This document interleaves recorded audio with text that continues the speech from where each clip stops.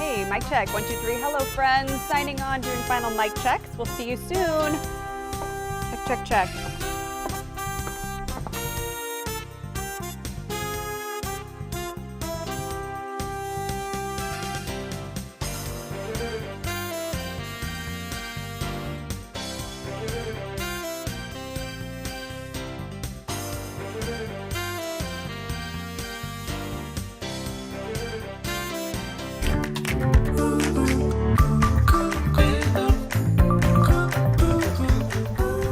Good morning, friends. Welcome to After GMS. We are live here on the News 2 Facebook page, as we are every weekday at 7:45. I'm Megan Malaris alongside Terrain Kirksey in studio. Stacey Spivey resting her feet for baby girl in studio 2. And Ed Matthews is in the weather garden. Yeah, I've definitely got to rest my feet as I get bigger. My feet start swelling more too. Everything's just getting bigger, and it's fine. I'm in the final stretch in the 3rd trimester. I'm just so excited and anxious, but I might have to get out and walk some of this off later today just because the weather is going to be so nice. Oh, absolutely gorgeous weather on the way. Let's talk about it, shall we? That's next on the agenda here, and there's not going to be a lot to talk about. We're going to see a lot of sunshine today, and it's going to get warm. Highs will end up for most of us in the low 80s, and then as we go through Wednesday and Thursday, mid to maybe even upper 80s in a couple of locations, especially down south. We'll keep an eye on that for you. And I'm going to go out on a limb and say, I'm going to say maybe in the Sand Hills, Fayetteville, something like that might make it to 89 or maybe even 90 on a Thursday afternoon. Around here, we'll notice a little bit more cloud cover for Wednesday and Thursday, and then a cold front arrives Friday. That can squeeze out a few showers, and then it also will cool us down, but the weekend still looking really good. We're expecting lower humidity behind that cold front, lots of sunshine, lows in the 40s, highs in the low to mid 70s. That's a quick look at your 7-day forecast. Well, let's go ahead and get into our first talker this morning. Did you catch last night's supermoon? It was the first of 2 supermoons for this year, but if you try to catch it on camera, you may have noticed it wasn't so pink. No, this might lead you to wonder about the name's origin.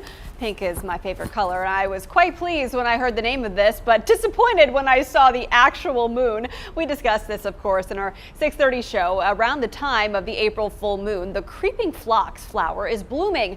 That has bright pink blossoms, thus the pink moon as it's named. But if you missed it, here's what your neighbors caught last night into this morning. Stacey, some gorgeous photos. Oh yeah, so many of you have been sharing your pictures with us all morning long. Rick actually shared this picture from Boomer in Wilkes County. You can see it above the mountains out there. And then a beautiful look at the supermoon over Florida Mills Lake at this viewer's mom's house. Wow, you can see how it's reflecting on the water. Oh, so beautiful. Lisa sent this close up from Gibsonville. That is really close. You can see all the details on the moon. And check out this one from Lebanon, Virginia. Very pretty there. Kind of has a little bit of a pink hue around it, but not a pink moon. And one more snapped by Terrence last night. Wow, that one's really up close. A good shot of the moon there. So, did you see the supermoon last night? Did you stay up late to see it at its peak, which was around, I believe, 11:30 last night? Go ahead and let us know in the comment section below. Now, did not see it at its peak, but my alarm does go off at around 12:30. And so after I took a shower, I went outside to see if it was still, in its full glory, and it was. I mean, it was just so bright. I mentioned this on the Good Morning Show. This is like bright looking up into the studio camera lights, which now I'm regretting that I just did, but it's much like it was like that, and it was really pretty to see. And Megan, I know you talked about earlier on your drive into work, you could still notice that it lit up the sky and the area, the streets in your neighborhood. Yeah, I was saying that I had kind of forgotten that this had happened. Went to bed and thought, okay, this full moon is going to be really spectacular, but didn't want to stay up too late to see it and be tired for work. So I had almost forgotten that it had happened until I saw noticeably how much brighter the moon was this morning. Normally I use a little flashlight on my iPhone to get to my car safely, give myself a little extra light, but not necessary this morning. It was naturally aglow, and I thought a little bit bigger, maybe not as big as I had thought it could look, but brighter certainly. Yeah, certainly. Just a tad bit larger. The brightness was probably the big deal. Full moons can be pretty bright around here this time of the year. here, and this one seemed like it was extra bright. Right, Ed had the specifics on it on a tweet that he sent out. Yeah, it was 30% brighter and 14% larger. And I was pretty impressed with the brightness of the moon. And quite honestly, you know how I like to sleep, so I had no plans to wake up. I was going to rely on social media to see it, okay? How cheap is that, okay? And but Rio decided to wake me up. She does that when she's got to go. And she just happened to wake me up at 20 minutes after 11. Awesome. So that was great timing. Perfect timing, Rio. So while Rio was doing her business, I was looking up in the sky. I thought it was pretty impressive. Not so much the size. I could tell it was a little bit bigger, but it was incredibly bright, even in the middle of downtown Greensboro. Very, very bright. You know, they say that the moon does kind of weird things to pets. So I wonder if Rio sensed something was a little amiss and woke Daddy up. A little pressure on the bladder there, I guess. And that 14% closeness There you go. makes a difference. A It's little gravitational pull. Yeah. There you go. Oh, my goodness. Help things along there. Oh my. You gotta go, you gotta go. There you go. We digress, Stacy. What are our more professional friends saying on our feed? Oh my goodness. A lot of people actually just said that they didn't stay up late enough to see it. So thankfully we had images for you guys to catch a glimpse of what it looked like out there. Joe did say the moon was awesome. Let's see what else other people said. Phil described it as majestic. Jessica, she said, I did not. I was asleep. I don't blame you. Bobby said, I dozed off, unfortunately, LOL. Yeah, a lot of people just... It was a Monday night. I understand. You're tired after that first day back to work. But guys, I'm curious, why do we call this a supermoon? What was the big significance of it? All right, see, now you've teed off a rant. Oh, Here goodness. we go. Okay, I'm ready. All right, so basically supermoon's not a real phrase or a real label as far as science is concerned. What happens is the moon goes around the Earth. Sometimes its orbit brings it a little bit closer. We call that perigee. And sometimes it's a little bit farther away. So when it's at its farthest point, it's apogee. When it's at its closest point, it's perigee. And when you have a full moon at the same time you have it at its closest point, it's been labeled a supermoon. So that's why it looks maybe a little bit bigger, but the only people that are going to notice the difference in size are folks that really pay attention to the size of the moon. I think you might notice the brightness a little bit more than that. So, you know, you have the people who are Debbie Downers and want to stick to the scientific definition. The moon was at perigee last night. And you have the people that like to have fun, and you can call it a supermoon. And there'll be several more of those. So it's the confluence of full moon and the moon being at its closest point in its orbit. You know, better a supermoon on a Monday than like a Friday the 13th. Oh, yeah, you don't want Then that. people would really be suspicious. Yes. You know, I just want to say here quickly that Taran sounded just like a former school teacher. That Bill was Nye. great. Yeah, That was yeah. a great performance. I had to bring back my 7th grade middle school teaching days. Yeah, it's perigee. It was great. Remember, This is going to be on your test. you'll fail your test if you don't call it. I've always thought Taran would be an excellent teacher. You do some school talks Yeah. to kids who are interested in meteorology. They ask you all kinds of insightful questions, and I'm sure that's an awesome experience. I love it. It's a lot of fun. All right, let's get to our headlines before we get to our next talker of the day. We'll start with this. Resilience was the tone of Governor Roy Cooper's State of the State address last night. He praised North Carolina businesses for reinventing themselves throughout the pandemic. This is video of custom contract furnishings in High Point last night. Last spring, remember, they transitioned from upholstering furniture to making hospital gowns. Well, Governor Cooper acknowledged that company. He also discussed plans to expand Medicare and increase teacher pay. Education was also on tops of minds of Republican leaders following the governor's address, citing the shortcomings of the pandemic, learning loss, etc. Republican House Speaker Tim Moore mentioned the learning loss due to remote classes. Earlier this month, the state passed an in-person summer learning requirement, or at least schools required to give the option for summer school for all North Carolina schools funded through federal relief money. In case you missed this, huge economic news for North Carolina. Apple is bringing its first East Coast campus to our state and investing in our students. It'll invest $100 million in North Carolina colleges, including A&T. The new campus, slated for 2023, is worth about $1 billion, and it'll bring 3,000 high-paying jobs with it. There are some job opportunities sooner than that happening this week within the Triad. NC Works is hosting 3 job fairs. There's one today at the Career Center here in Greensboro. Then Wednesdays is at the Burlington office. Thursdays is at the High Point location. Companies recruiting include Guilford County Schools, FedEx, Walmart, TRC, staffing, and more. Okay, let's go ahead and get to our next talker. This one's a fun one. Taking a cue from the checkout line. Do you use self-checkout or at stores, or do you prefer going to the regular checkout lane? I'm asking you this because it all started on Twitter this morning with the word cashier trending, and it's still trending.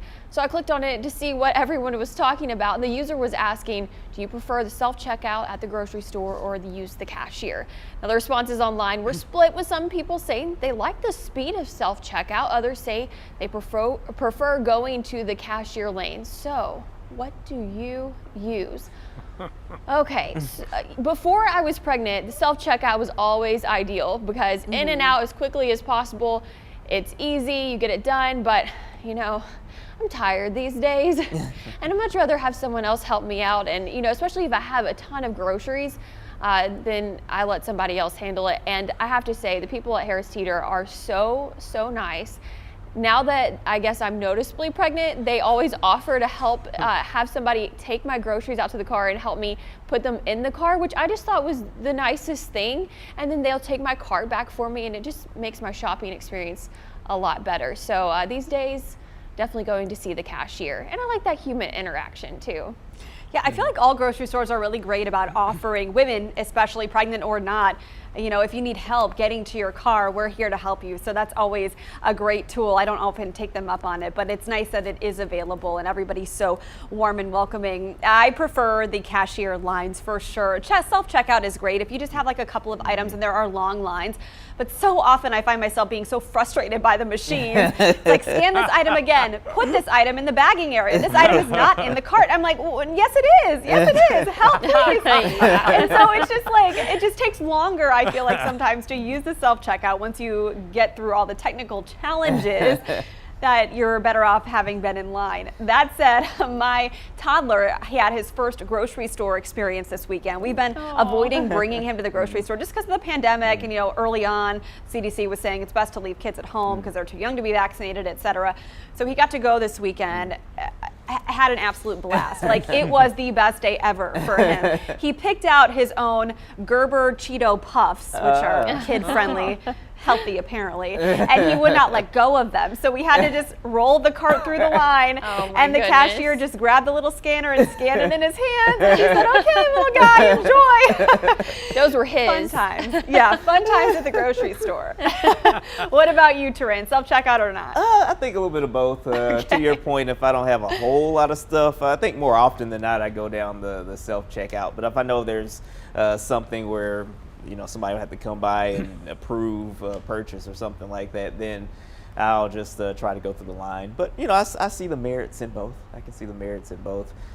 Whatever line is shorter is usually the thing that is the tipping point for me. What about you, Ed? Well, you know, I've gotten this down to a science. Obviously, okay. There have been many times in the supermarket that I would be in a line and one of the employees would say, "Hey, self-checkout is open," and I said, "No, thank you. I've got to have some human interaction with the cashier." But there's another reason as well. Now this is just crazy. I get in the longest line because, you know, the magazine rack is right there. Yeah, reading materials while you're waiting. I can flip through the magazines and not have to buy them. Oh, no. So I'm looking at the magazine and I'm in the longer line, and I eventually get checked out, and then I get up there and talk to the cashier and have a great time. But then sometimes what happens, it's kind of annoying, is that somebody will use a credit card or a debit card and they've never used the machine before. Oh, no. So the person's in front of you trying to figure out how to do that. And so I get a little annoyed, but definitely not self-checkout. I can have one item and I will get in the longest line Oh my in the gosh. supermarket. Isn't that, I'm not in a hurry. Where am I going? You know? I'm not surprised by this at all, Ed.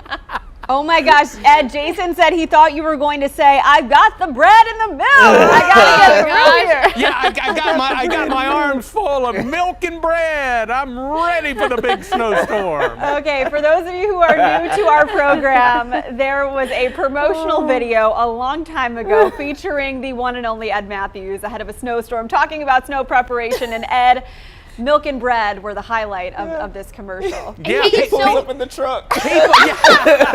Yeah, I was in a milk truck blowing the horn. I mean, it was a great promo from our marketing staff here at the TV station. And there was a local radio station that took that line and made it into a ringtone, and my you could gosh. download it. And when your phone would ring, I've got the milk and bread, and I think they had their listeners to download something on the order of 20 or 30,000. Oh, Isn't that amazing? And I didn't get a penny. I didn't get a penny for that. gosh, put that back on Apple iTunes Yeah. or whatever and copyright that, Ed. Oh my Seriously, gosh. though, I think can't you still find the video on YouTube Yes. somewhere? It's there. It's there. Yes. Somebody needs to link it in the feed. Okay. Yeah. If you haven't watched it, you got to know what Jason's referencing. Okay, on that note, let's get a final forecast. One of you pick whichever one can handle it. Go ahead, Ed. Yeah, I've composed myself now, so let's do the 7-day. It's gorgeous out here in the garden. Just a few high, thin cirrus clouds, and that's the reason we're going to call the day mostly sunny. A little bit of a breeze develops, may gust up about 10-15 miles per hour. No big deal. On our way to the lower 80s today, more of a mix of sun and clouds tomorrow and on into Thursday as moisture builds a little bit. But look at those high temperatures now, not record warmth. Our standing records, high temperatures for Wednesday and Thursday are in the mid-90s, so they're safe in the record books. Then a cold front moves in and brings a chance of showers on Friday. Not a big rain event, but some scattered showers in mid-70s. Behind that front, pleasantly cooler, if you will, on Saturday with low 70s and mid-70s and sunshine throughout the weekend. You better get busy and make those weekend plans. I don't know about y'all, but like my face hurts from laughing so Brent was much. crying, I'm pretty sure. I keep seeing like the video in my head. Like Ed pulled up in that truck and He's like honking the holding horn. on. Okay, the milk and the... Do it, Ed. Do it, Ed. Okay. Okay. I've got the milk and the bread. Oh, hi. I woke up the neighborhood. It's breakfast time anyway. There you So. go. All right. That's the best way to end this show. Oh, man. On that note, thank you for joining us for After GMS. More fun and antics and some seriousness tomorrow at 7:45. Have a great day.